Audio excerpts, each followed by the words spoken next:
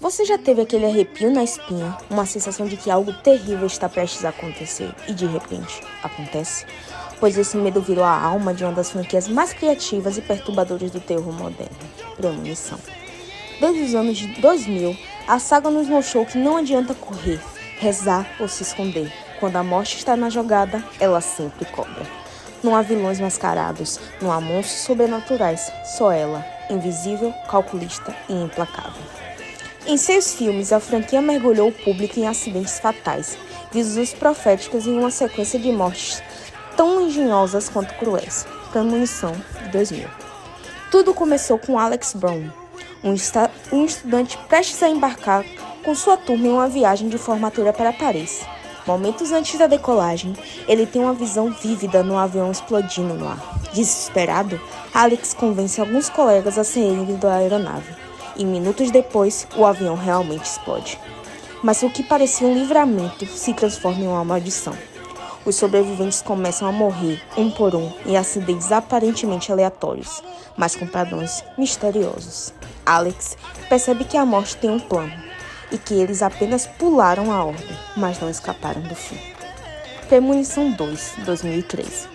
Considerado por muitos fãs o mais impactante da franquia, o segundo filme começa com uma sequência clássica, um engavetamento brutal em uma rodovia. Kimberly tem uma premonição segundos antes do acidente e impede várias pessoas de entrarem na estrada. A morte, claro, não gosta de ser enganada. E começa um novo ciclo, mais agressivo e sangrento. A conexão com os sobreviventes do primeiro filme é revelada, e o padrão reverso da Ordem das Mortes dá um toque especial à narrativa. Aqui, a morte parece estar aprendendo com os erros. Premonição 3, 2006. Um parque de diversões, uma montanha-russa e mais uma premonição de horror. Wendy, a protagonista, vê o brinquedo despencar em pleno funcionamento e consegue sair com um pequeno grupo. O diferencial aqui é o uso das fotos tiradas antes do acidente, que dão pistas sutis sobre as mortes que virão.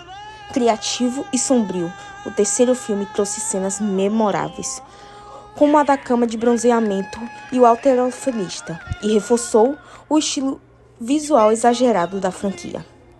Premonição 4, 2009. Com um tom mais gráfico e violento, esse capítulo se passa em um autódromo. Nick tem uma visão de um colapso estrutural durante uma corrida, envolvendo explosões e múltiplas vítimas.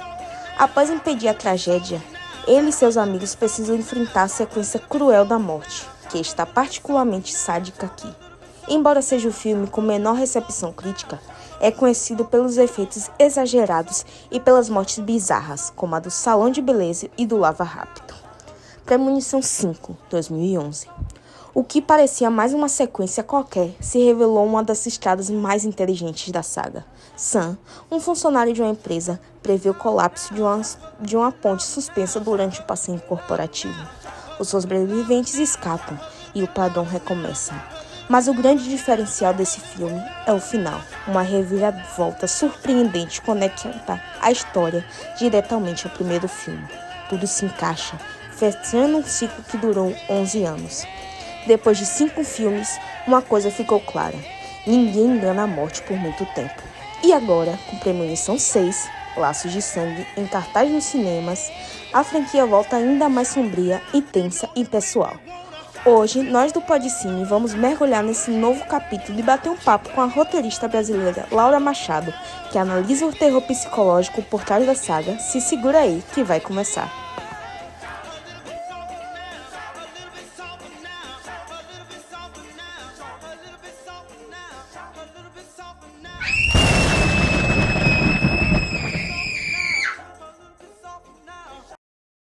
Você já teve aquele pressentimento de que algo muito errado vai acontecer? E acontece? A franquia Premonição transformou esse medo em cinema puro. Com 6 filmes lançados entre 2000 e 2025, a saga se tornou uma das mais criativas e impactantes do terror moderno. E o mais curioso, não tem assassino, não tem monstro, só a própria morte, invisível, implacável e extremamente criativa. Cada filme nos apresenta um novo desastre, um grupo de sobreviventes, e um a um, eles caem diante da inevitabilidade. A saga começou com um simples voo para Paris e chegou até rituais obscuros envolvendo gerações inteiras. Vamos relembrar cada um dos filmes, detalhar as mortes mais marcantes e conversar com Laura Machado, a premiada roteirista brasileira de filmes de terror psicológico. E atenção, Premonição 6, Laços de Sangue, está em cartaz no cinema. Premonição 1, 2000, o início do padrão. Tudo começa com Alex, um estudante que tem uma premonição minutos antes de embarcar num voo para Paris. Ele salva si mesmo e alguns colegas, só para perceber que a morte não gosta de ser enganada. O filme nos apresentou a fórmula da franquia: premonição, fuga, mortes bizarras e imprevisíveis. Destaque: a morte do professor com a faca no coração, a cozinha pegando fogo e a sequência do banheiro com a sombra da morte aparecendo pela primeira vez. Foi um sucesso inesperado, marcando o terror dos anos 2000. Premonição 2, 2003, A Rota Mortal. A sequência começa com um dos maiores acidentes já vistos no cinema, um engavetamento brutal numa estrada. Kimberly, a nova protagonista, tem a visão e salva várias pessoas, mas a morte volta para concluir sua lista. Curiosidade, o filme conecta-se diretamente com o primeiro, revelando que a morte tem um padrão reverso e que os sobreviventes do voo ainda influenciam o ciclo. Destaque para a morte da mulher com o guarda-sol, a casa que explode e a clássica cena do elevador com a cabeça decepada. É o filme que elevou o nível das armadilhas da morte. Premonição 3, 2006, Terror no Parque de Diversões. A premonição da vez acontece numa montanha-russa. Wendy e outros escapam, mas logo começam a morrer. Destaque absoluto para a morte nas câmeras de bronzeamento, onde duas garotas são queimadas vivas enquanto ouvem Love Roller Coaster. Esse filme adicionou um elemento novo, as fotografias tiradas por Wendy, que revelam pistas sobre como cada pessoa vai morrer. É um toque visual e simbólico que aplicou o lado místico da saga. Premonição 4, 2009, o mais criticado. O desastre acontece num autôdromo. O protagonista, Nick, tem a visão e impede várias mortes. Esse é o filme mais criticado da franquia por 3 motivos. 1. Roteiro superficial, com personagens genéricos em desenvolvimento raso. 2. Efeitos 3D forçados, muitos efeitos exagerados, pensados só para o 3D da época. 3. Falta de tensão. A morte parece mais aleatória do que meticulosa. Mesmo assim, tem momentos memoráveis, como a morte no lava rápido, a escada rolante fatal e a cena final do café. Premonição 5, 2011, A Volta por Cima. Após as críticas do quarto filme, Premonição 5 surpreendeu geral. A premonição inicial mostra a queda de uma ponte suspensa. Sam, o protagonista, salva um grupo e a morte volta com tudo. A grande reviravolta vem no final. Os personagens embarcam justamente no voo 180 do primeiro filme, ou seja, esse é um prequel secreto. Curiosidade, é o filme com a morte mais realista da franquia. A da ginasta que cai do mau jeito após uma série de pequenos erros acumulados, impactante e possível. Premonição 6, 2025, Laços de Sangue. Décadas antes, nos anos 60, uma avó tem uma premonição e salva pessoas de um desabamento. Anos depois, sua neta, agora universitária, começa a ter as mesmas visões da morte, envolvendo sua própria família. Essa é a primeira vez que a franquia explora 2 gerações marcadas pela morte, e também rituais antigos que podem quebrar o ciclo, ou piorá-lo. A estética do filme é mais sombria, com tons envelhecidos, flashbacks e simbolismo religioso. A cena mais comentada, a morte coletiva durante uma ceia de família, envolvendo gás venenoso, talheres afiados e um relógio antigo que anuncia a tragédia. É premonição com peso emocional. Curiosidades da franquia. O criador da ideia original, Jeffrey Hedke, escreveu o primeiro roteiro como um episódio de Arquivo X. Todos os filmes têm um personagem chamado William Budden, vivido por Tony Todd, o único que entende as regras da morte. As mortes são inspiradas em acidentes reais, adaptados para o absurdo do cinema. A trilha Rocky Mountain High aparece em quase todos os filmes, pouco antes de alguma morte, como um aviso. Em Premonição 3, a atriz principal, Mary Elizabeth, realmente chorou de medo durante a gravação da montanha-russa. O grito que ouvimos é 100% real. Boa tarde, Laura. Seja muito bem-vinda ao nosso Podcine. Boa tarde, obrigada pelo convite. Laura, o que torna a premonição tão única dentro do terror? A ausência de um vilão tradicional. A morte é uma força imparável, isso gera ansiedade constante. Como você analisa a criatividade das mortes? É como uma coreografia macabra, e em qualquer lugar, pode acontecer essa morte. O que o sexto filme trouxe de novo? A camada familiar e emocional. A ideia de herdar um fardo da morte é uma nova e muito poderosa visão.